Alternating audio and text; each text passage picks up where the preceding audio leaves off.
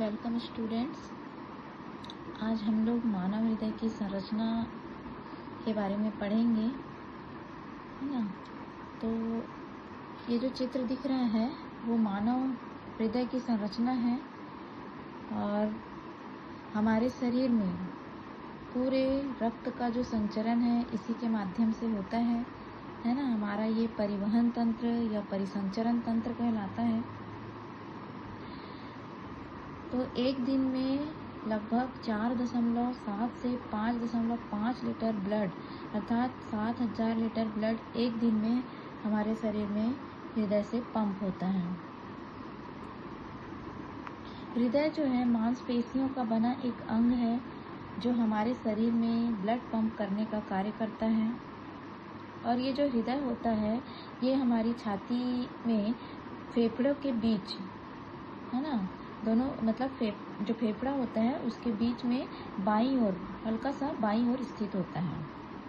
ठीक है। अब ये जो हृदय है इसके 4 भाग होते हैं, है ना। हृदय के 4 भाग होते हैं।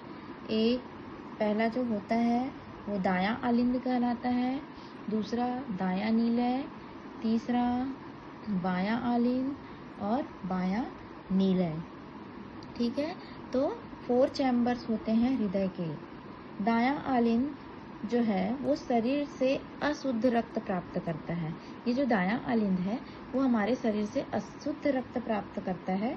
और दायां नीलय जो है अशुद्ध ब्लड को ये जो अशुद्ध ब्लड जो दायां आलिंद में आता है उसको वो फेफड़ों तक पहुंचाने का कार्य नीलय करता है।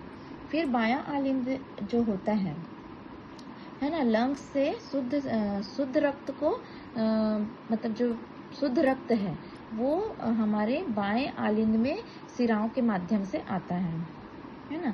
तो ये शुद्ध रक्त प्राप्त करता है। और जो बायां नीलय होता है वो पूरे शरीर में शुद्ध रक्त को पंप करने का कार्य करता है। ठीक है। तो इस प्रकार से 4 भागों का हमारा जो हृदय है वो बना होता है ना। तो अब देखते हैं ब्लड सर्कुलेशन कैसे होता है ना। तो सबसे पहले शिराओं के माध्यम से, है ना, शिराओं के माध्यम से हमारे पूरे शरीर से रक्त कहाँ पर आता है, दायां आलिंद में आता है। ठीक है।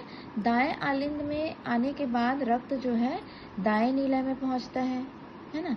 दाएं नीलय में जब पहुंचता है तो ये फिर पल्मोनरी महाधमनी होती है, उसके थ्रू ये कहाँ जाता है, दोनों फेफड़ों में चला जाता है। ब्लड कहाँ से आता है, शिराओं के माध्यम से यहाँ दाएं आलिंद में आता है। फिर ब्लड दाएं नीलय में पहुँचता है ना। यहाँ पर दायां आलिंद और दायां नीलय के बीच में कपाट होता है, इसको त्रिवलनी कपाट कहा जाता है ना।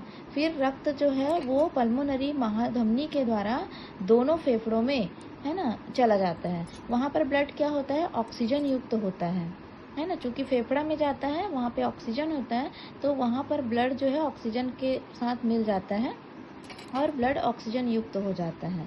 फिर पल्मोनरी शिराओं के माध्यम से जो ब्लड होता है वो हमारे बाएं आलिंद में पहुंचता है, बाएं आलिंद से बाएं नीलय में, और उसके बाद महाधमनी के द्वारा पूरे शिराओं के माध्यम से ये जो है हमारे पूरे शरीर में चला जाता है।